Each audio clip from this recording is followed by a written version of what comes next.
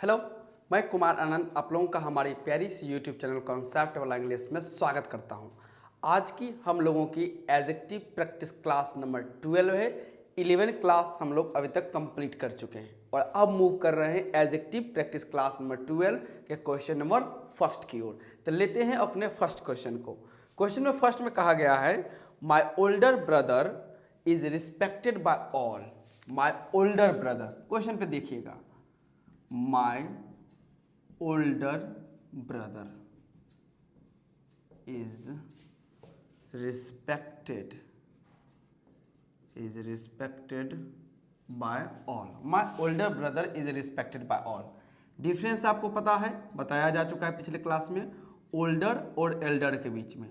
Elder का use family members of the family के sense में लिया जाता है। ओल्डर का यूज हम लोग फ्रेंड्स के सेंस में लेते हैं और किसी भी, ध्यान रखेगा, थिंग के सेंस में लेते हैं।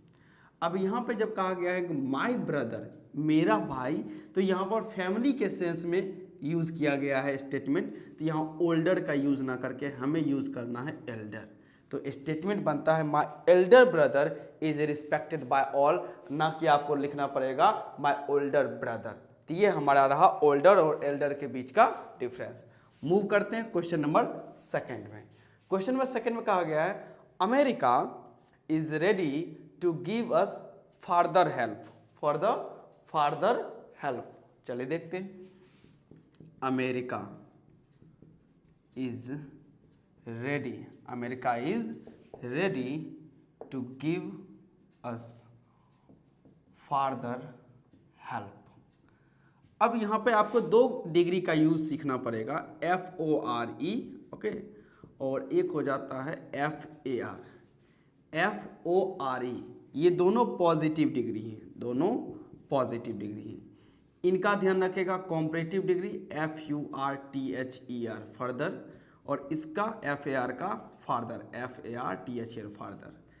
इसका कॉम्परेटिव फर्देस्ट, इसका फार्देस्ट। तो ये यहाँ पर इनका कॉम्परेटिव, मतलब पॉजिटिव, कॉम्परेटिव और सुपरलेटिव डिग्री मैंने मेंशन कर दिया है। FORE further, farthest, FAR farther, farthest. दोनों के सेंस, दोनों का मीनिंग किससे निकल के आता है? FORE का मीनिंग आता है नेक्स्ट यानी अगला, और FAR का यूज किया जाता है फार यानी डिस्टेंस के सेंस में यूज किया जाता है। तो मोस्टली जो एरर है वो इस फर्दर और फार्दर के सेंस में आता है। तो आपको समझना है कि फर्दर का मतलब होता है अगला, जैसे further question, further decision, further study, इस प्रकार के सेंस में। और फार्दर दूर के सेंस में लिया जाता है, ध्यान रखेगा कि my house is farther than yours, तो उस सेंस में यूज किया जाता है। अब यहाँ पे समझना है कि यहाँ कहा क्या गया है, America is ready to give us, वह हमें देने के लिए तैयार, हम लोगों को देने के लिए क्या चीज, हेल्प। तो कैसा हेल्प देने के लिए तैयार है? दूर वाला हेल्प की बात हो रही है या नेक्स्ट हेल्प की बात हो रही है? तो मीनिंग है कि नेक्स्ट स्टेप के बारे में बात हो रही है। तो अगला का सेंस है, तो फार्दर नहीं, यहाँ पे फर्दर स्पेलिंग होनी चाहिए, FURTHER फर्दर, क्योंकि FARTHE फर्दर डिस्टेंस की बात हो जाएगी। क्वेश्चन नंबर 3 में मूव करते हैं। क्वेश्चन नंबर 3 में कहा गया Patna is further from Delhi than Lucknow. Patna is further from Delhi than Lucknow,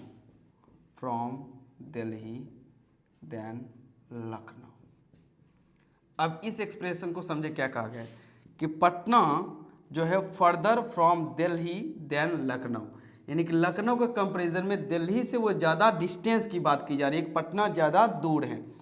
तो यहाँ पर फर्दर FURTHER का इसका यूज नहीं, बात हो रही है डिस्टेंस की, तो फार्दर होना चाहिए FARTHER, क्योंकि डिस्टेंस के लिए हम लोग फार्दर का यूज करते हैं और नेक्स्ट के लिए हम लोग फर्दर का यूज करते हैं, FURTHER का यूज करते हैं। मूव करते हैं क्वेश्चन नंबर 4 में। क्वेश्चन नंबर 4 में कहा गया there is not any boy in the class, there is not any boy, there is not any boy in the class, there is not any boy in the class। अब यहाँ पर आपको कुछ concept आपको जानने हैं, जैसे स्टेटमेंट में यहाँ पर आपको नो, नॉट और एनी का सेंस लेना है। जैसे स्टेटमेंट में जब आप कहते हैं I have not a bat, I have not a bat, तो इस नॉट और आर्टिकल को आप रिमूव करके आप ऐसा भी लिख सकते हैं I have no bat, I have no bat. तो यह एक्सप्रेशन, तो नो का मीनिंग क्या होता है कि नॉट प्लस ए को कंबाइन करके हम लोग एक वर्ड बनाते हैं, क्या चीज़, नो।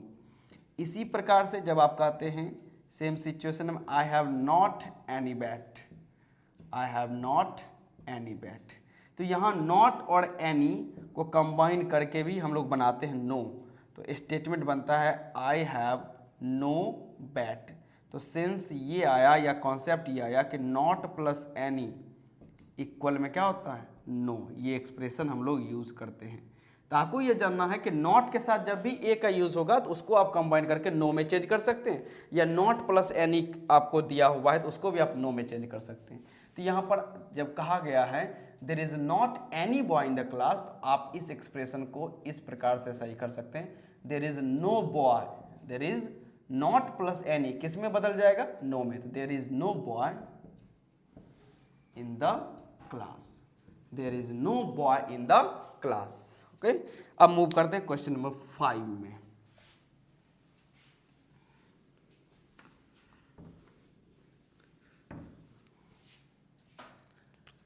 चलिए, क्वेश्चन नंबर 5 का एक्सप्रेशन क्या कहा गया है कि he has no a bat, he has no a bat.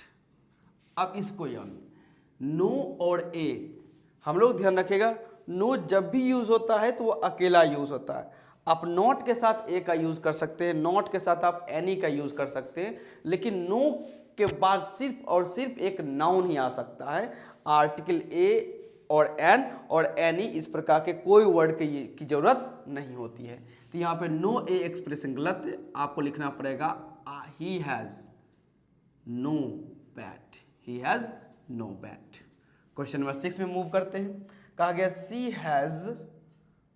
Has no a book, same expression है, she has no a book. तो आप इसका एक्सप्रेशन सही कर सकते हैं, सी हैज, या तो आप ऐसा कहते हैं सी हैज नॉट अ बुक, ये एक्सप्रेशन ठीक रहेगा, या आप कह सकते हैं सी हैज नो बुक, डायरेक्ट आप कहते हैं सी हैज नॉट अ बुक, ये भी एक्सप्रेशन सही है। नहीं तो आप नॉट प्लस ए को कंबाइन करके आप इसके लिए नो का यूज कर सकते हैं, तो स्टेटमेंट बनता है she has no book. Question number 7 में मूव करते हैं। 7 में कहा गया there is no any man there, there is no any man there, there is no any man there. अब इस एक्सप्रेशन में देखें, क्या नो और एनी एक साथ आ सकता है, नो और एनी, जी नहीं, नॉट प्लस एनी मिलकर नो होता है।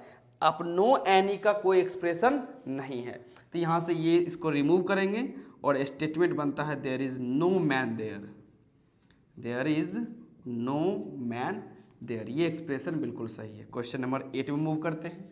कहा गया he is one of the taller boys in the class, he is one of the taller boys, he is one of the taller boys in the class, taller boys in the class। अब इस statement को समझते हैं। कहा गया he is one of the taller boys, one of the taller boys। अब कहने का सेंस ये ध्यान रखेगा, क्लास में जितने भी टॉलेस्ट बॉयज हैं वह उनमें से एक है। क्लास में बहुत सारे टॉलेस्ट बॉयज हैं, वह उनमें से क्या है, एक है। एक्सप्रेशन ये कहा गया।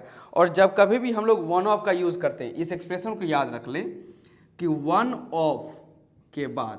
ऑफ के बाद हम लोग सुपरलेटिव डिग्री का यूज़ करते हैं। किसका यूज़ करते हैं, superlative degree. One of the best boys, one of the most intelligent girls, okay, one of the कह सकते हैं one of the most handsome boys, इस प्रकार के एक्सप्रेशन का यूज़ करते हैं। तो वन ऑफ के बाद सुपरलेटिव डिग्री और इसके बाद आपको जो नाउन दिया जाता है वह प्लुरल नाउन हमेशा आता है। तो यहाँ पर वन ऑफ द बॉयज, तो प्लूरल नाउन तो आ गया, बस यहाँ पे कॉम्परेटिव नहीं यूज होना चाहिए था, यहाँ पर हमें यूज करना चाहिए टॉलेस्ट। क्या यूज करना चाहिए? टॉलेस्ट। तो इस एक्सप्रेशन को याद रखिएगा कि वन ऑफ के बाद सुपरलेटिव डिग्री और उसके बाद आपको प्लूरल नाउन का यूज करना पड़ता है। तो स्टेटमेंट बनता है he is one of the tallest boys in the class. Question number 9 में मूव करते हैं।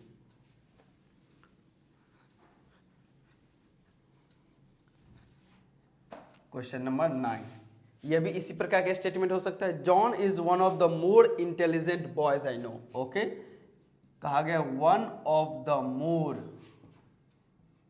The more intelligent boys, one of the more intelligent, okay, intelligent boys.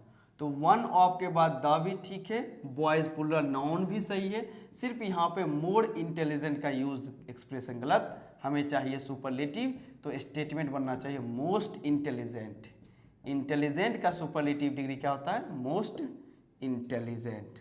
अब मूव करते हैं क्वेश्चन नंबर 10 में, देखते हैं क्या कहा गया है। क्वेश्चन नंबर 10 में कहा गया है I am very fond of this kind of flowers. I am very fond of this kind of flowers. I am very fond of this kind of flowers. अब इस स्टेटमेंट को समझिए, ध्यान रखिएगा। दिस और काइंड,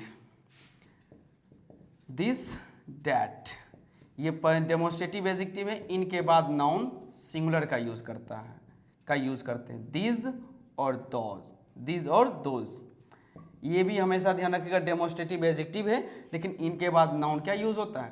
प्लूरल यूज करता है। अब कहा गया I am very fond of this kind of flowers. अब नाउन जो काइंड लिखा हुआ है ये सिंगुलर है, ये क्या है? सिंगुलर है। क्या सिंगुलर के पहले आप दिस का यूज कर सकते हैं? तो बिल्कुल नहीं, प्लूरल के पहले आप दिस और दोज का यूज करते हैं। तो नाउन सिंगुलर होने की वजह से यहाँ पे दिस का यूज ना करके किसका यूज करना पड़ेगा? दिस, क्योंकि नाउन ही हमारा सिंगुलर है, काइंड सिंगुलर है और नाउन सिंगुलर है, तो आपको वहाँ पर एडजेक्टिव भी कैसा यूज करना पड़ेगा? सिंगुलर ही यूज करना पड़ेगा। इसलिए यहाँ पर स्टेटमेंट बनता है I am very fond of this kind of flowers. I am very fond of this kind of flowers. तो दिस के बाद नाउन सिंगुलर या नाउन सिंगुलर, तो दिस नहीं, वहाँ पर क्या होना चाहिए? दिस होना चाहिए। क्लियर? तो ये हम लोगों का एडजेक्टिव की प्रैक्टिस क्लास नंबर 12 रही। अब मिलते हैं 10 क्वेश्चंस अगले लेसन को लेकर, यानी एडजेक्टिव प्रैक्टिस क्लास नंबर 13 में।